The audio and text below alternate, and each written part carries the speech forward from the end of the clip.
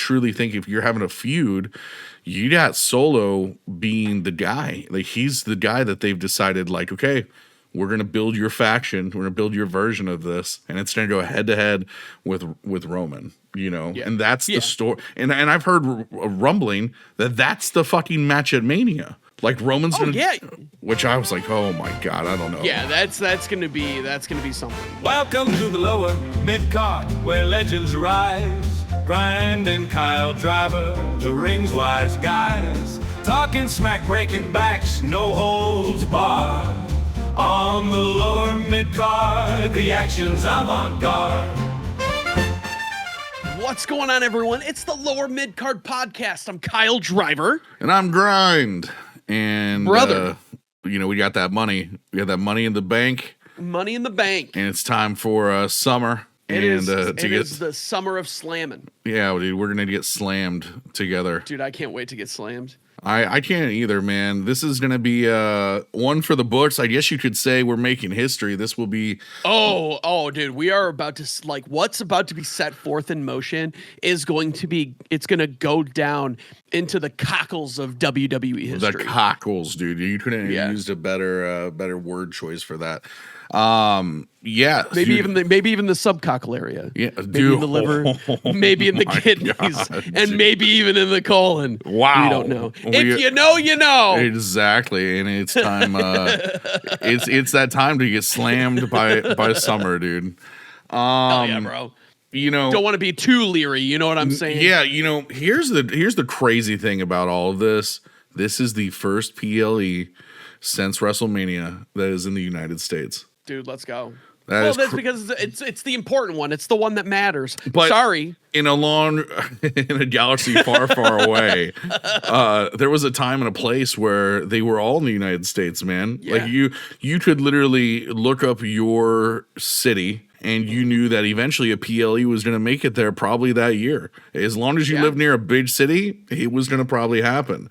Now you're lucky if you get one in maybe every 4 years, if that. Yeah. You know? Which we talked about this. It was probably like either the last cast or the one before that. Like, I think we both agreed that it's a good idea. Yes. Because it gets, like, you don't have to worry about the monotony of, like, the bridge PLE, right? Mm-hmm.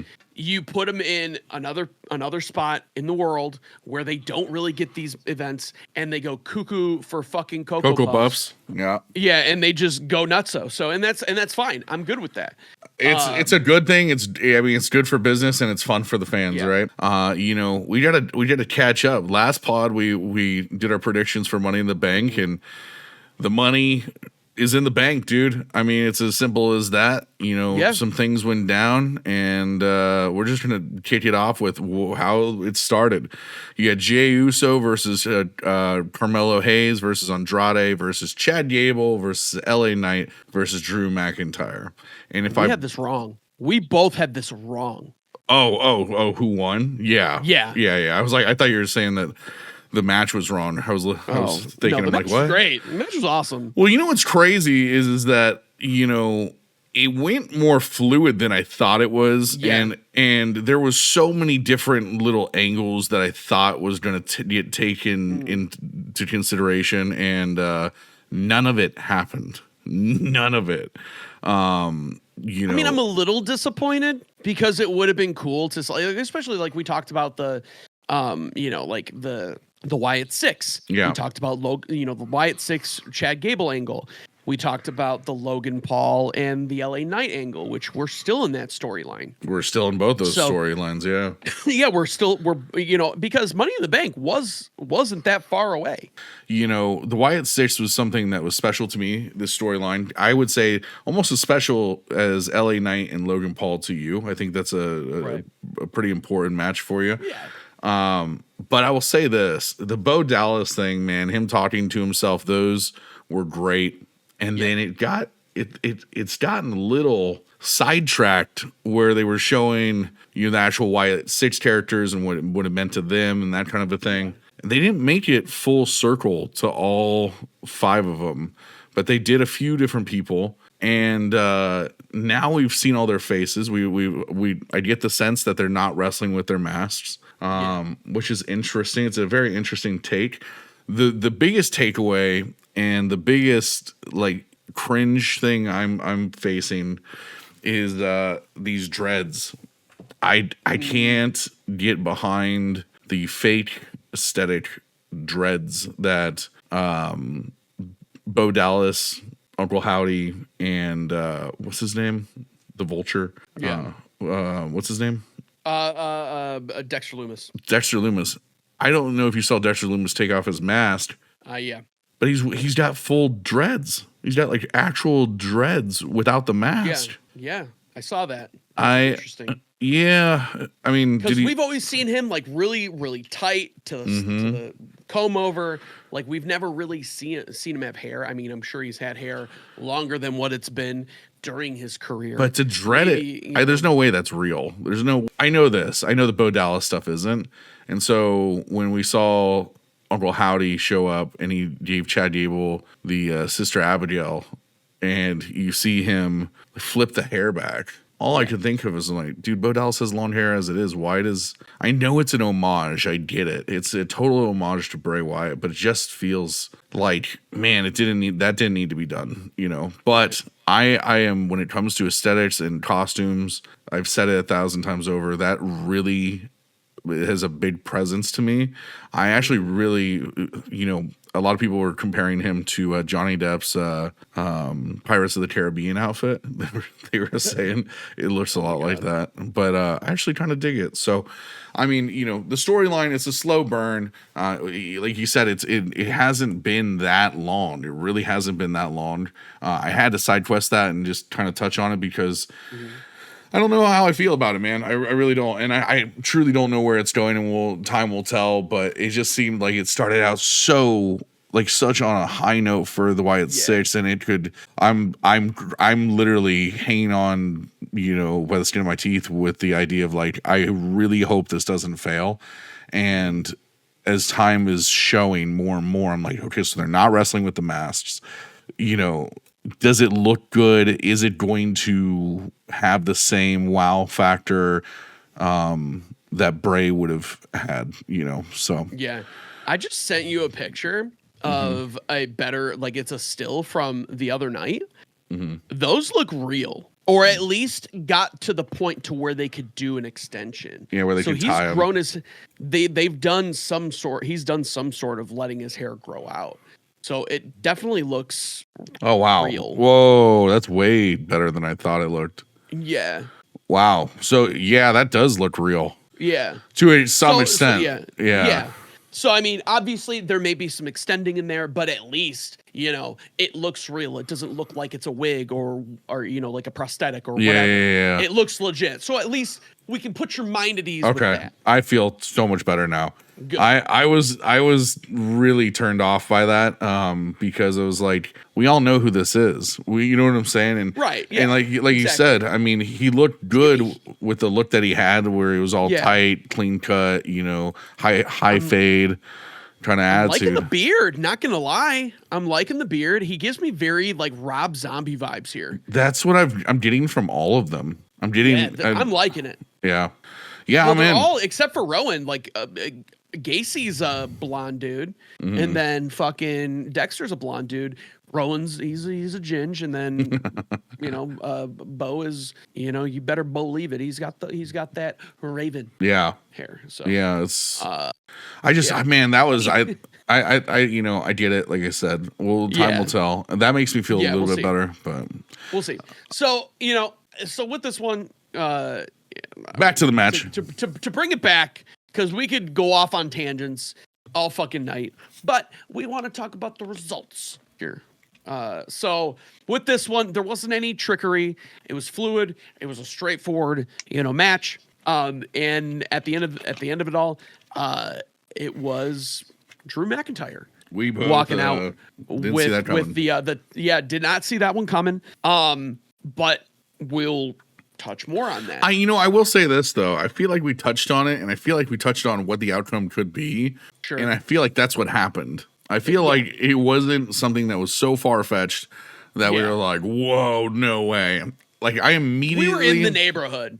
I told my girlfriend immediately as we were watching this. I go, "Oh my god, he's I know what he's gonna do. Like I know what's happening." And sure enough, it happens. So we'll touch on that here in a minute. Right. The women's match, on the other hand,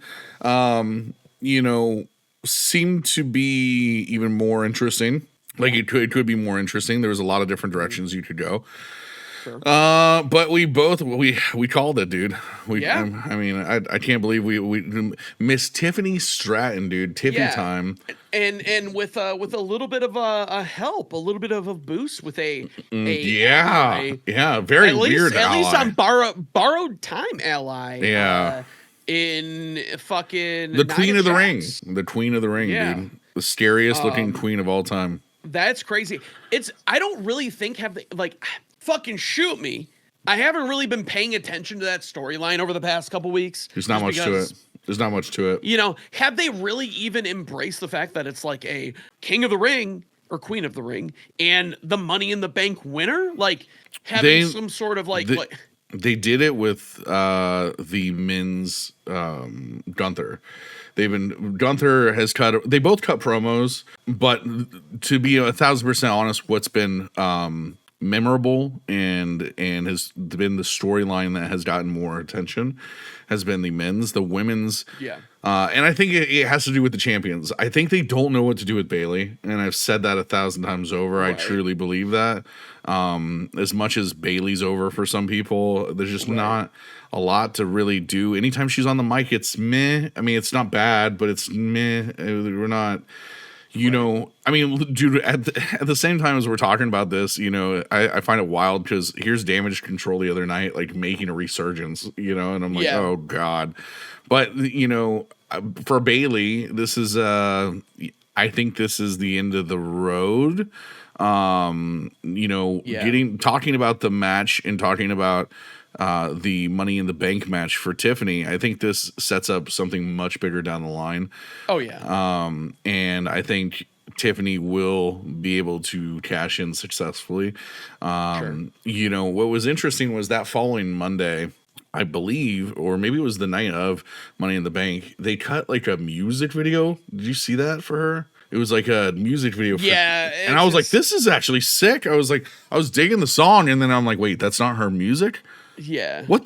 Can somebody explain that to me? They cut a song. It was an homage to Tiffany Stratton, and it was something about bubbles, popping bubbles or something like that, and or bubble gum. I don't know. And then I'm like, this is cool. And then she comes out, and it's a completely different song. And they were thanking the artist for making the song, but what the fuck? Why? What did that have to do with anything? I think they're just trying to hype her up. And I don't know. Which I don't think they need to do it that way. I think there's other ways that they can do that. It's just, I don't know. But the thing is with Tiffany, you have a star. At the end of the day, you have a star. Oh, for sure. We know that Chelsea Green is fine. The rest of the women's roster is fine. There's moving parts for all of them. Tiffany is the star. We know it. It's coming. It is going to be what it is. She had help from Nia, and I'm not going to get into detail of what I think that is just yet. We'll talk about it here in a little bit. But the Nia aspect was interesting. It was very interesting.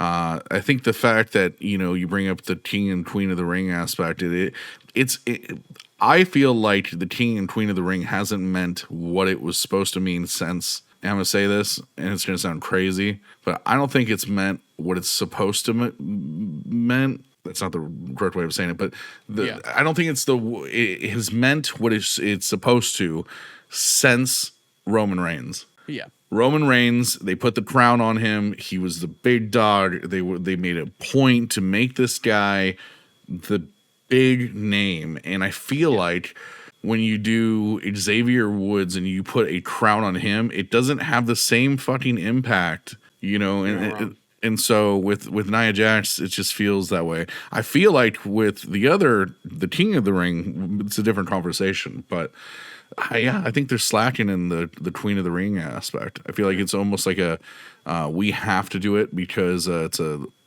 Me Too movement kind of a situation. I don't know. I mean, why can't you just have a King of the Ring? Why do you have to have both every time? You know what I'm saying? Right.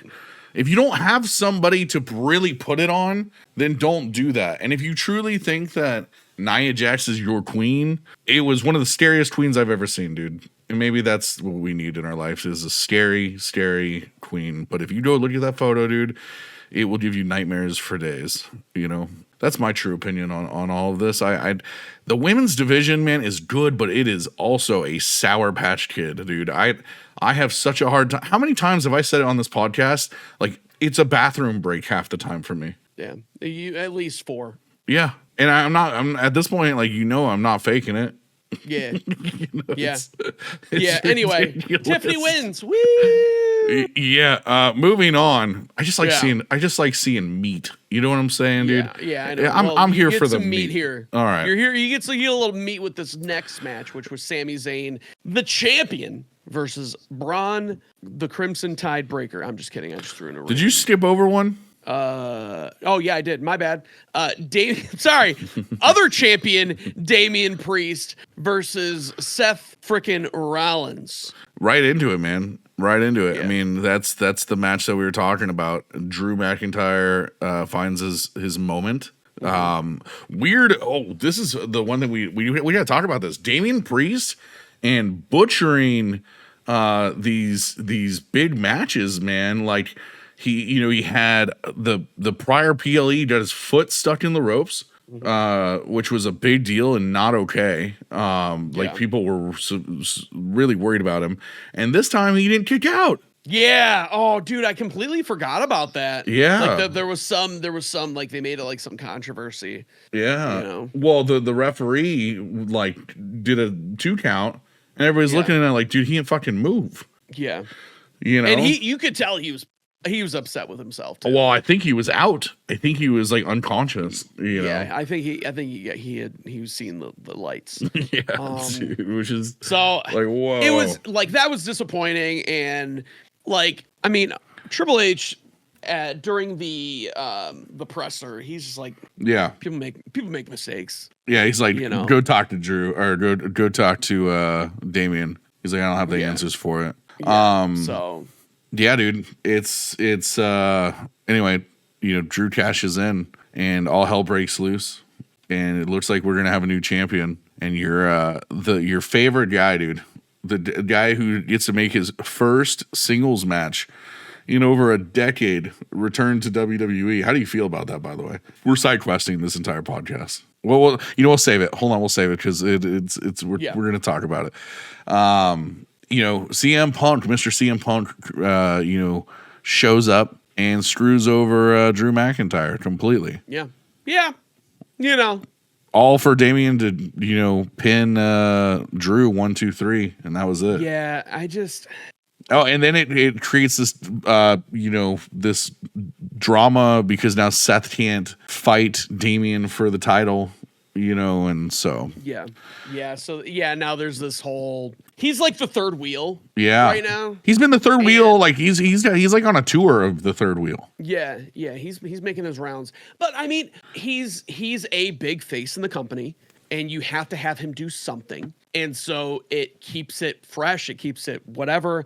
I think it does ultimately set up, like, once the knot has been, the whole CM Punk, Drew, all that's, all bundled up and ready to go, then you have CM Punk and Seth Rollins. So you do have that. It sits there waiting. It's on its way. That's what it's inevitably going to be. I think that's our WrestleMania match.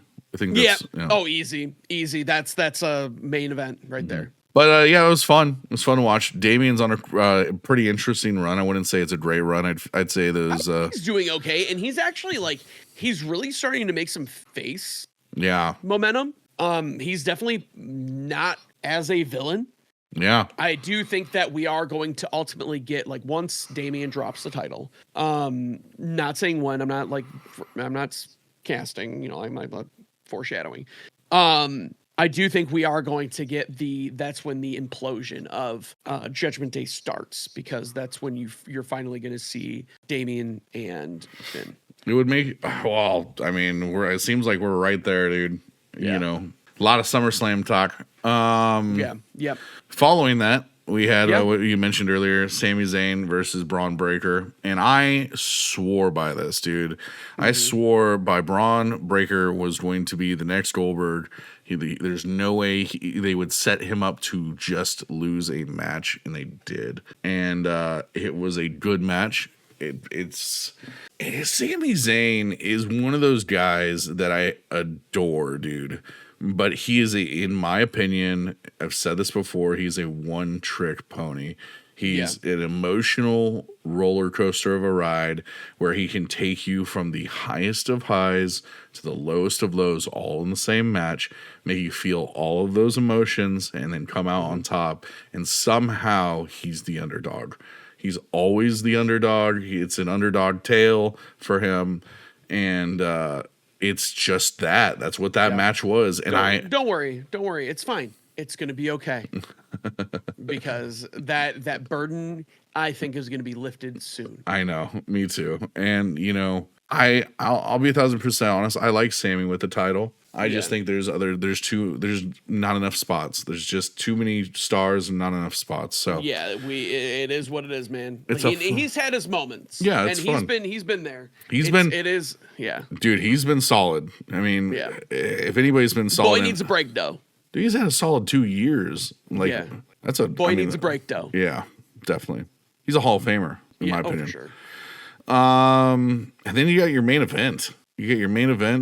Which I'm not gonna lie. I didn't give a fuck about this match.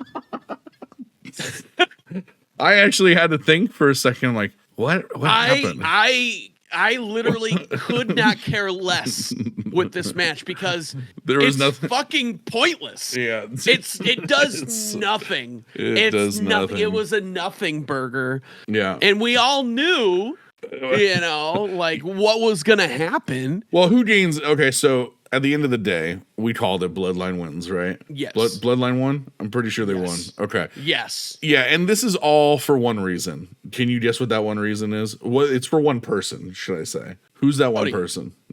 Cody.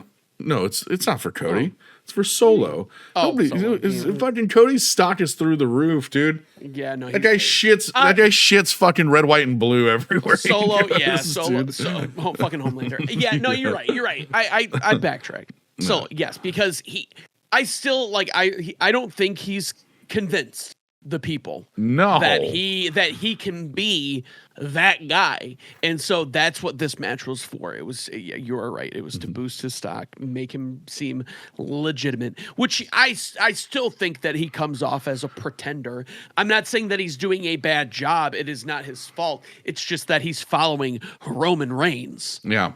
Like, that is a hard shadow. What if I told you I have a theory that this is stemming from WrestleMania? Like, what we are seeing right now is not just because Roman lost at WrestleMania, but what if I told you that the idea of The Rock and Roman Reigns going head to head for the tribal chief, that whole thought process is out the window with The Rock, and they wanted to recycle it and use it elsewhere. Yeah, because that's what I'm seeing. I'm seeing, in my opinion, when The Rock. So you think it was supposed to be The Rock instead of Solo? I think it was supposed to happen at WrestleMania. It was supposed to be the tribal chief. I'm the head of the table. I mean, that was if you remember that press conference, press conference where they showed the bloodline, they showed the tree, right, and whatnot. That was right there. That was supposed to get people intrigued in The Rock versus Roman Reigns, and it never happened.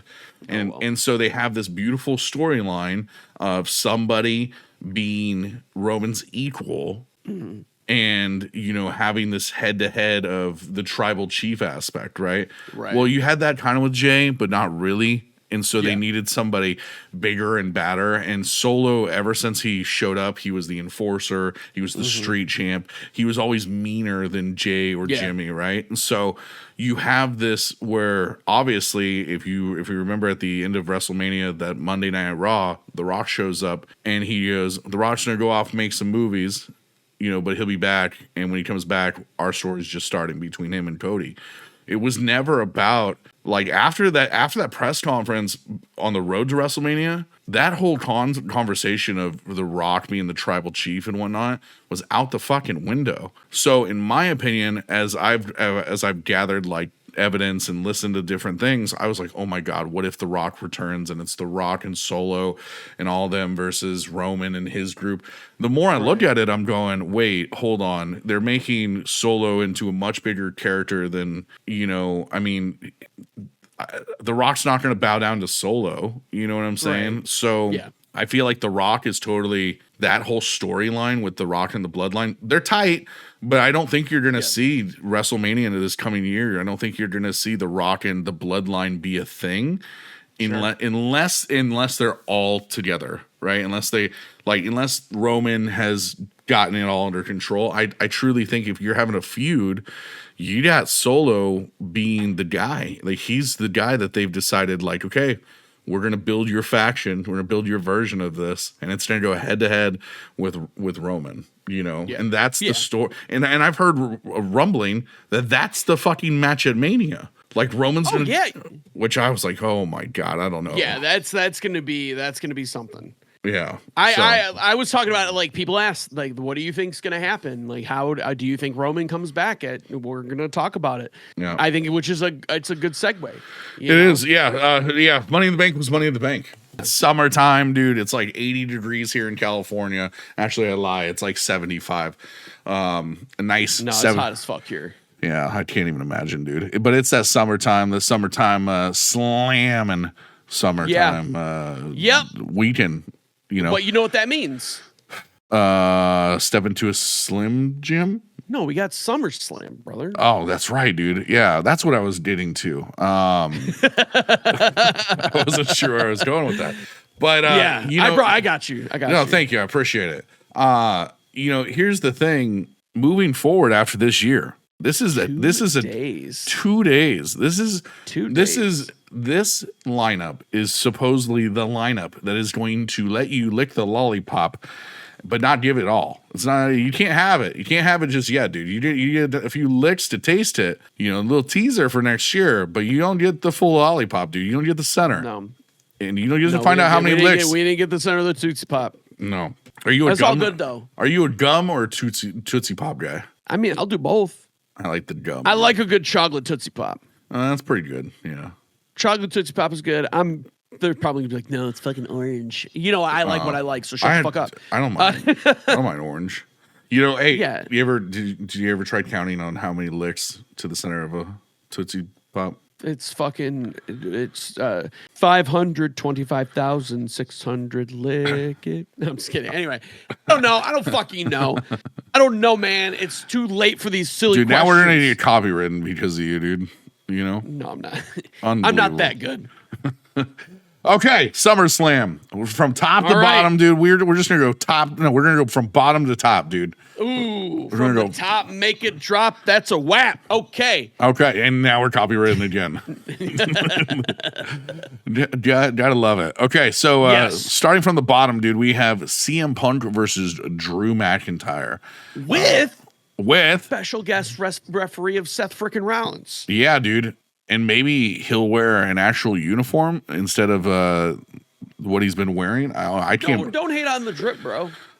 Can you call it drip or? Yeah, dude, he's drippy as fuck. He's maybe dripping a little too much, Yeah, you're just hating. I'll start appreciating it, dude. I don't know the referee gear, dude. Just put a fucking referee shirt on, But it's Seth Rollins. What do you expect? He's fucking over the top. He reminds me of visionary. Yeah, dude. He reminds me of Macho Man. Macho Man was in like the 2024, in my opinion. Oh yeah. Come on, brother. All right. Where do you think this match is going? I think Drew ultimately wins. And the only reason why that is because Seth deems that so. He's going to use the weight of being a referee to sway the match in the way that he sees fit. So he has that deep disdain for CM Punk. He fucking hates him.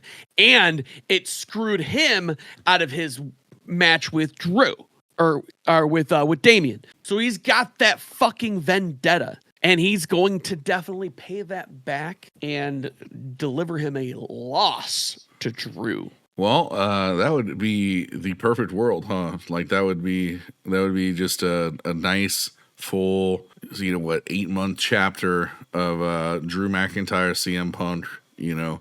That shirt that Drew McIntyre made about CM Punk not making it to WrestleMania and his WrestleMania dreams being cut short was one of the funniest shirts of all time, I think. It was a great Photoshop job. But I'm looking at this match and I'm thinking, all right, dude, this is CM Punk's first singles match in the WWE in over a decade. You really think they're gonna let him lose? But he just lost like a year. Yeah. And then he lost the Royal Rumble, came in second in the Royal Rumble. You don't think that this is gonna be one of those moments where it's like similar to like Shawn Michaels, Bret Hart. What year was that? With the Undertaker, where I don't know. Shawn and Bret are feuding, and it's Shawn's the special guest referee, Bret is the champion, and Shawn screws the Undertaker to let Bret win, which is his rival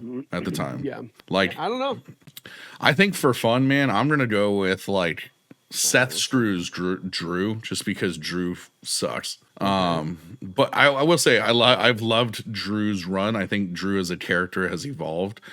I just think, there's the right time, right place for everyone. I think Drew's had a lot of moments, a lot of headline moments. Now you can say those moments were not great for Drew, but at the end of the day, he was main event WrestleMania. Right? He won the title at WrestleMania. He won Money in the Bank. You could say, oh yeah, but he only held it for less than 2 hours, but he still won, man. He still has those achievements, right? So I got CM Punk, and I'm gonna go with Seth screws Drew. All right. Well, There we go.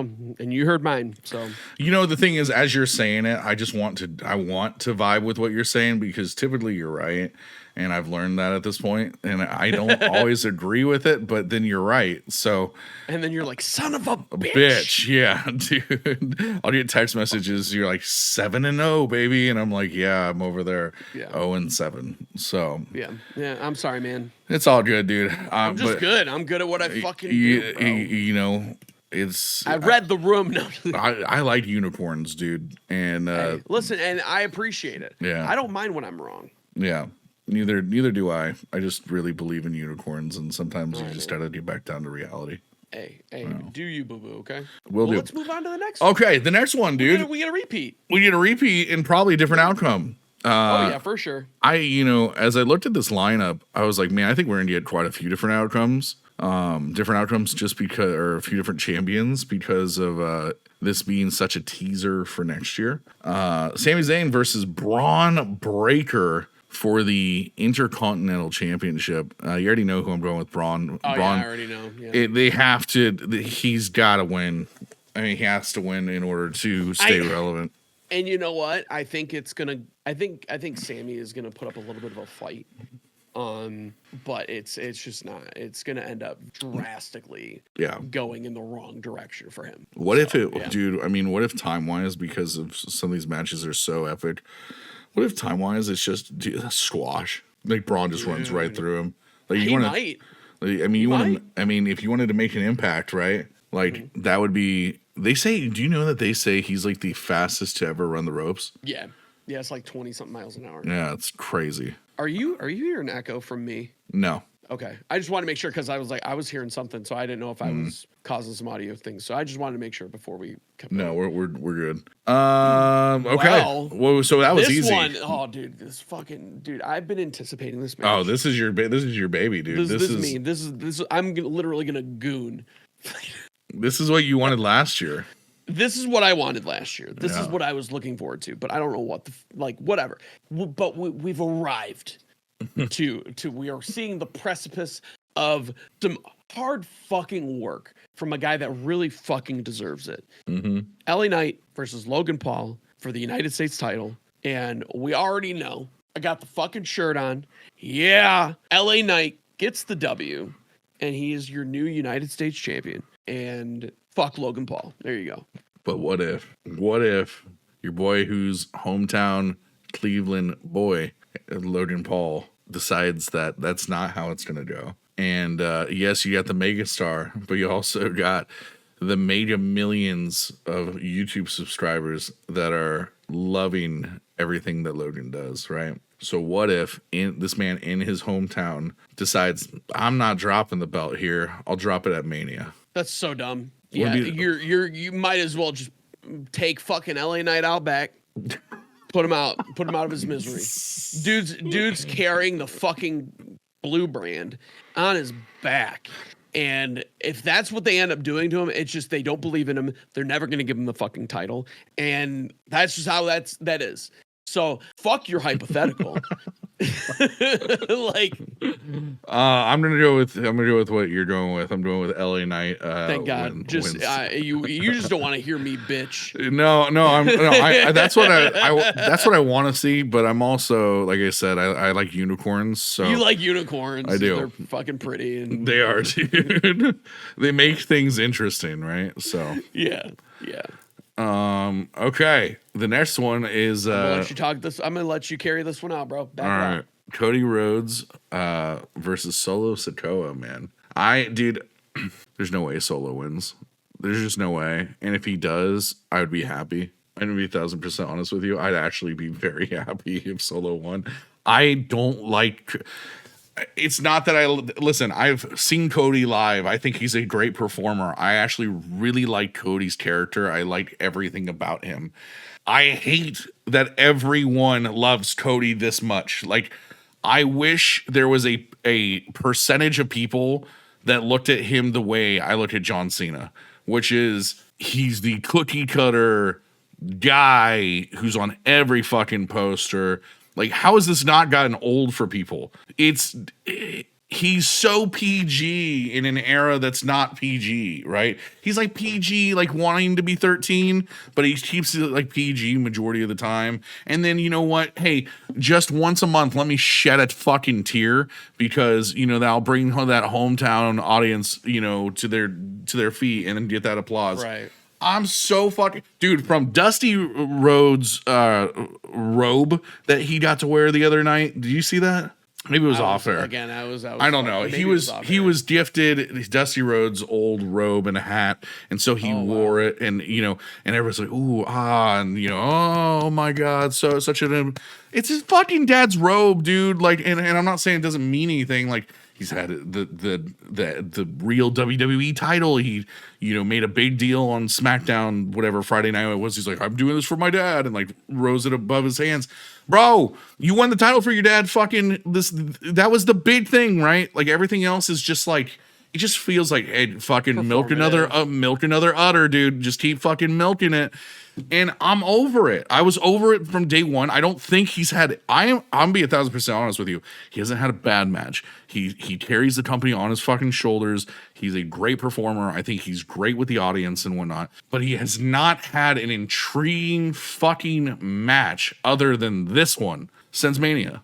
And this one, the only reason it's interesting is because the guy he's going against is Roman's replacement. That's it.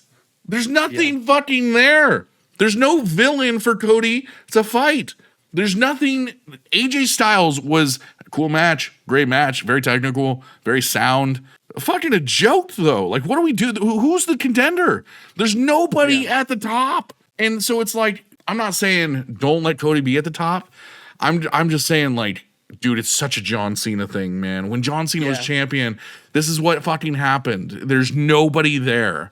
And it's not that CM Punk isn't relevant. It's not that Drew McIntyre isn't relevant. It's not that Gunther, Damian Priest. I mean, all those guys are on the opposite show to protect Cody. It's so fucking obvious. It's annoying. And to me, I would like to see a unicorn. I would love to see everyone's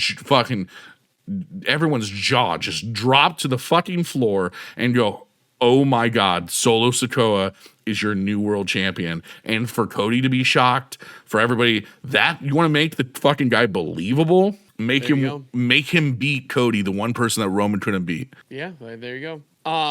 Fucking unicorn, dude. Unicorn. Yeah, you might end up seeing a unicorn. Who knows? If I had to play it, listen, if I could bet on this match, I'd bet Cody Rhodes all day. I'd bet because it's the safe fucking bet. But Solo Sikoa, man, he's the only thing. The only name me, Kyle. Name me anyone else who's next for Cody. No idea. That's what I hate. So here's in actuality, what more than likely is going to happen. One of two things. One, it is a straight up victory for Cody Rhodes, right?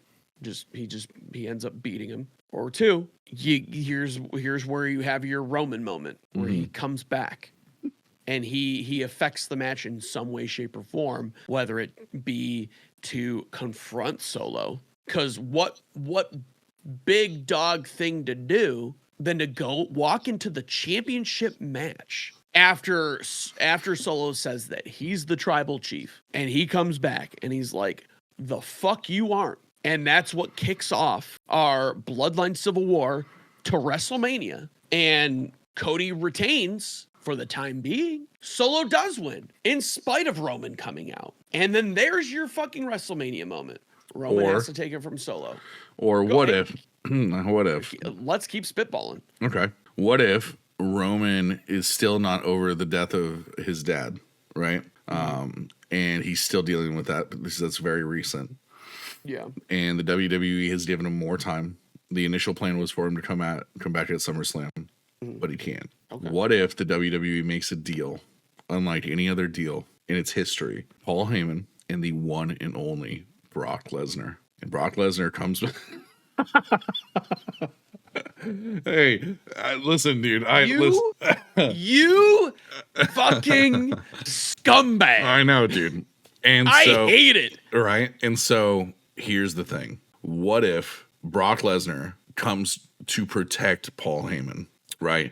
He thrashes through the bloodline and allows Cody to pin Solo Sikoa. And so instead of this whole Roman Reigns coming back and the tribal chief thing, you get another few months of Brock Lesnar going through the bloodline. I wouldn't mind seeing it. I mean, it would be fun. No, I mean, I just don't like the guy. I know you in spite of his... It's accusations, right? I mean, this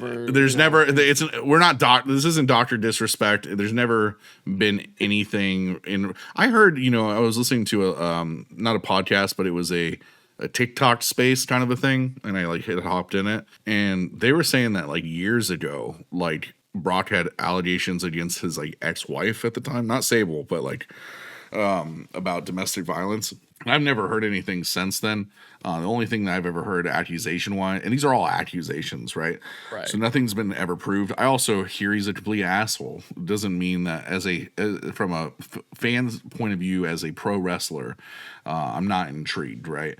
And so I look at it from a standpoint of yes, he's one of my favorite, but there are rumors that is happening. There are rumors that he is coming back. He could make a return.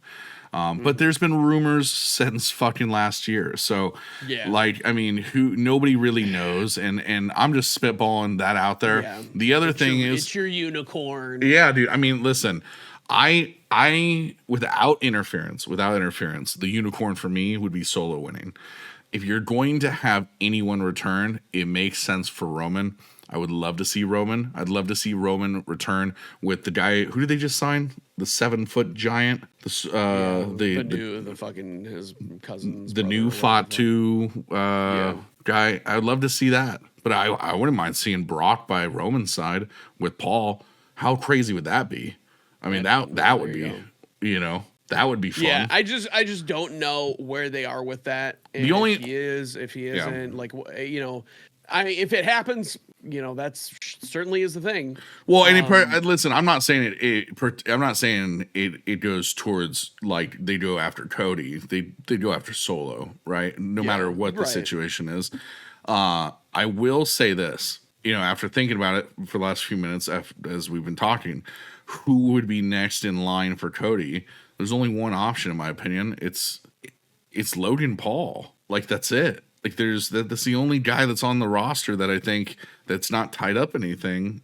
Really, that would make sense. I mean, because, you know, the one thing we didn't talk about with Sami Zayn is if Roman is returning, Roman is getting Sami. I'm completely under the belief when Roman returns, we are getting this bloodline civil war situation, and when it does happen, I think we're getting Jimmy and Jay and Sami. We're getting the original guys. It makes the most sense. It's what people would love to see. For sure. And and obviously you have Paul Heyman by their side. Yeah, exactly. So I don't, I'm just throwing out the endless amounts of possibilities. But there are quite a few with this whole part. Yeah. And unfortunately, those parts don't include Cody Rhodes. No, which is crazy. That's what I'm saying. Like, all of this is none of it's about Cody. Every time we talk, it's not about Cody. It's like somehow he's the scapegoat, and everybody's like, we want Cody. We fucking want all the crybabies, dude. Yeah. They want Cody, and I'm like, what do you want? Dude, he's in Call of Duty. He's the face of every fucking poster. He looks like John. I mean, go look at the John Cena posters. It's the equivalent, dude. It's the same fucking thing, and that's great. And I'm glad everybody loves John Cena to this day, you know. But speaking of John, was John at that PLE Money in the Bank? Oh yeah, he did. He popped in and he did pop in. I'm going to be. We didn't talk about that. My last run, and we didn't talk about it. There's really not much to talk about. I mean, he's on his last run. His last run doesn't even start till the end of the year, and it goes all the way. Dude, he basically said has an Avenger movie coming out. That's basically what he did. Fine. Yeah. We got fucking Avengers John Cena. Yeah. Cool. You can't see me. Dude, that's awesome. That's such a good movie. That would be we get to watch it. We get to watch it for a year. So that's for a year, yeah. That's fucking hilarious. So let's wrap this one up on oh God. Because we can talk about all your conspiracy theories and I know. No, that's me. I got Cody. Fucking you're mayonnaise, dude. I just like being right. Like, I'd rather be right. Just kidding. Yeah, you're right. I think that's the most obvious answer. I'm gonna go with Solo just to make it fun and interesting. Good. And I'm glad that you are. You know, I'm glad you are because you're being true to yourself. You're being genuine, and I appreciate that. Yeah, I do like mayonnaise, by the way. I'm actually mayonnaise is fine. That's the only condiment I use on burgers. Same. I don't put ketchup. Same, dude. Mayonnaise. Oh my God. Dude, ketchup ruins it. Yeah. Dude, fucking let's go. Yeah. Put some fucking get some griddled onions. Get them real juicy. Yes, dude. Oh my God. And then have a bed of garlic, mayo, aioli on the bottom. Oh my God. Those bad boys. Nice burger with some fucking white cheddar. Yes, dude. Please. And even get some fucking crispy onions. Oh my God. I'm in. Brioche bun. Toast that bitch and dude, not even no. It's like fit it all in my mouth, dude. You know, just fucking just stuff it in there. Deep throat that bitch. Anyway, speaking of deep throating that bitch, we got two bitches coming up. We do. Liv Morgan, the champion, she's trying to finish her revenge tour here versus Rhea Ripley, all for the WWE Dirty Dominic Championship. I've got thoughts. Go for it, dude. Because I don't have many. All right, so we all knew this was coming. We're all glad that Mommy's back. I guess, yeah. But I think with the outcome of this match, we're talking about just the match here. I think Liv wins. I think Liv retains. I do not think that they are going to hand over the title to Rhea Ripley. I do think she is going to. Wow, that was really high.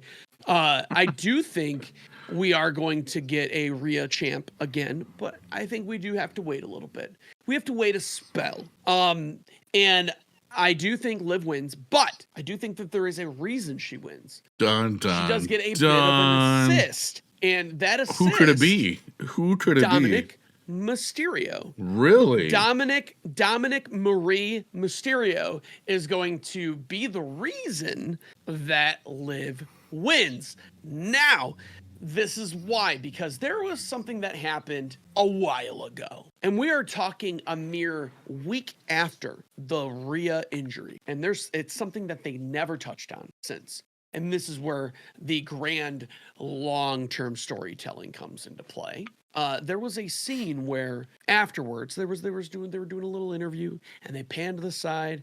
Liv Morgan walks out, and several seconds later, followed by Dominic Mysterio. I do think that this is the brainchild of Liv Morgan and getting Dominic to be a part of it, and this was all a ruse to bring down that wall, and leave all suspicions gone, and to keep Rhea at ease. This was the plan all along. And Dominic is a real son of a bitch in this. And if this is true, I think that makes Dominic fucking the GOAT. Interesting. Do you like? I listen. There's your unicorn. He goes, yeah, whatever. Yeah. I think you're right. This is probably our unicorn match. Yeah. I don't think you're right on who, and this is what I was shocked about. I was shocked that you said Dominic Mysterio. Really? Yeah, I think. You think it's going to be Finn? Uh-huh. I think that there's been enough signs to display Finn with weird behavior this entire time. From the T card, from him keeping the T card, to being left alone with her multiple times. And every time he's played it off like, I'm not doing anything strange, Yeah. I think what we're going to see is we're going to see a very interesting twist where Dominic is going to go to the rescue of Liv. He's going to screw himself over completely in doing so, because it won't be the right moment. Rhea will then capture that moment and recognize that Dom was not trying to help her out. He will get completely caught up in all of it. And then it will be Finn who ends up finishing the tail, allowing Liv to win. And at the end of the day. Interesting. Yeah. I like it. Yeah. So, I think you're going to see Dominic and Rhea splitting after this. I don't know what happens with Dom. I won't say, I don't think it's him and Liv. I think I truly think that Dom probably goes and becomes a part of that Hispanic faction, potentially. El Gato Fantasma or whatever the fuck. Yeah. I could see him getting good with those guys. I don't think I think you're going to have an implosion of the Judgment Day, and this is it. This is pretty much it. So interesting. I mean, it's weird. There's too much weird stuff going on with them. Like, you got Carlito, who's just kind of hanging around. Yeah. You got Finn and his little twin that are tag team. JD McDonough. Yeah, are they tag team? They're tag team champions. Yeah, they're tag champs right now. So they'll probably separate, right? Mommy will be brokenhearted, over Dom. They'll have that fucking storyline go on for a few weeks, and then Liv and Finn will go off and sail off into the sunset, and maybe we'll see like a tag team match down the line, and they lose the titles. And yeah, I don't know. I have no fucking idea. Whatever. But anyway, yeah, I think you're gonna. So do we both agree that Liv's winning this match? Yeah. Cool. Yeah. I like that. Yeah, I would say. I like yours. Hey, listen, I think both are great ideas. Yeah, I would say that. Like, if I had to go off of, like, the fact that she dropped the title after Mania. She dropped it after Mania. She won. She fought Liv at Mania, didn't she? I think she fought Liv at Mania. She fought Becky at Mania. Yeah. And then Liv won it from Becky. And so we never got that storyline. But the weird thing was that, like, it was Liv and this is why I get so fucking confused in all this, because if you go back to Mania, prior to Mania, to get that spot to fight Rhea, it was down to Liv and fucking Becky in the Royal Rumble. Mm-hmm. And Becky wins. So either, like, they didn't, in my opinion, it's like either they didn't see Becky's contract ending, because I feel like Liv played herself into this, like, but she was the third wheel. She was the man on the outside, and then somehow made her way in, and they had to figure a way to, like, make that all work. Because Rhea was not actually hurt, for those of you who don't know. Right. From my understanding, it was that she was going to get fucking married. Like, that's what actually really went down. So when it comes down to all this, it's like Becky, was the man. She had the match at Mania. When Rhea gets hurt, Becky wins the fucking title, right, from the event. So they obviously believed, like, hey, I know your contract's up, but we're going to give you the belt anyway. They couldn't come to terms, I'm assuming, more than likely. She said that she's taking a hiatus. She's done that. She's taken that hiatus. And they're like, well, what's the next best thing? Let's fucking throw Liv to the wolves and see how it goes. And they created the storyline out of it, which is great. But the point is that, like, when you have this match where you have Rhea Ripley, who's so fucking popular and such a big character, right, who never lost the title and had to literally let go of it because she had other, things that she was doing. Sure. I mean, I would say that my brain says, like, well, they're just going to give it right back to Rhea because she never lost it to begin with. Yeah. But then you have this amazing storyline where, with all these twists and turns, with getting Finn Balor involved, I think was great. I think it makes it even more interesting. I love the Dominic Mysterio angle. I wanted Dom to be this badass that just gets all the women, right? He gets all the women and. And this Eddie Guerrero kind of China experience, but I feel like they're pulling away from that, and where it goes, nobody knows. But I think Liv wins. All right, cool. Let's move on. And I don't want to. You know what? I don't.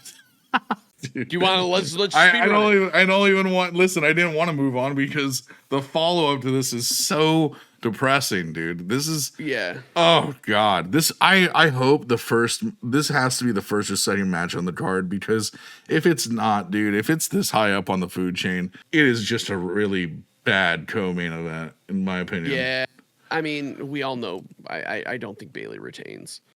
So for those who wonder what we're talking about, Bayley versus Nia Jax for the women's. Sorry, I put the cart before the horse on that one. Dude, we already said that. Who cares, right? Yeah, I just they try so fucking hard to give Bayley a compelling storyline, and like the role model being her current fucking. I don't know. It doesn't resonate with me. I think it's boring. I think Nia Jax is boring, but they're keeping her relevant with Tiffany Stratton thing. Fucking, I think Nia Jax wins. Whatever. Gotta be a unicorn, dude. I can't just listen. Dude, whatever you can do to make this interesting, fucking do it. All right, cool. Go with it, man. We get our money in the bank cash in, dude. God damn it. Good. Tiffany Stratton. Get rid of them both. Yeah. Nia wins. She cashes on Nia and fucking end. Good. Cool. Sweet. Yeah. I think that's what we get. We get Tiffany Stratton as your champion. And just bury both Bayley and Nia Jax. Yes, at SummerSlam, and leave them in Cleveland. Yeah. Leave them there, dude. Yeah. Leave them with the Browns, okay? In Browns Stadium. I think that Tiffany Stratton makes the most sense here. If you want bubblegum and you want eyes on the prize, if you need that awe factor, and we talked about this being the licks to the lollipop, dude. This is the teaser. This is the teaser for next year. You need to give it your all, considering we're packing all this into one night. And everybody knows Nia Jax is unsafe. She's the monster in the division, right? Bayley is this hugger, non-hugger, badass, non-badass, pharaoh-looking Egyptian 5-head Hall of Famer. Come on. Leave her 5-head alone. I can't, dude. You're being a bully. I am. You know what? But that's what I'm here to do, dude. We've talked about this. All right. Listen. You, Bayley. You hear that? No, I'm just kidding. Yes. I think you're great. I think you're great because I know you're watching right now. I thought you were talking about me being great. Bayley can fuck off, dude. Asshole. No, listen, even if Bayley was watching this show, Bayley, I don't like you. I've never liked you, and if I meet you in person, I would definitely shake your hand and say, "You've done a wonderful job." I may change my tune a little bit, That's fine. Anyway, I think you're great, Bayley.